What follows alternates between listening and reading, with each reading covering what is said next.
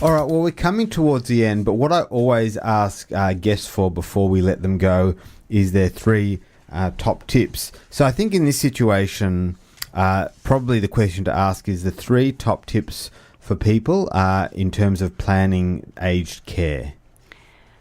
Okay, well, I'll do the first one, okay? When we think about this, one of the most important things is to have powers of attorney in place before you need them.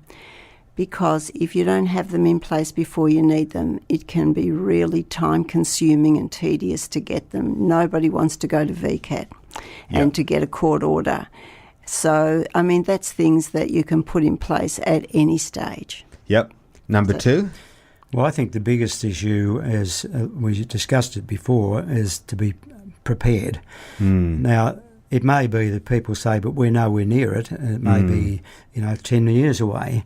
But sometimes there are a lot of decisions that people make, and you would know as a financial planner that people structure their affairs in certain ways that may come back to haunt them in years to come because they've got to sell off an asset which may have capital gains involvement. If they know precisely what the plan ahead is, that certainly makes life a lot easier for them in the long run. So we encourage people to be prepared, take advice in advance, and monitor and change circumstances as they arise.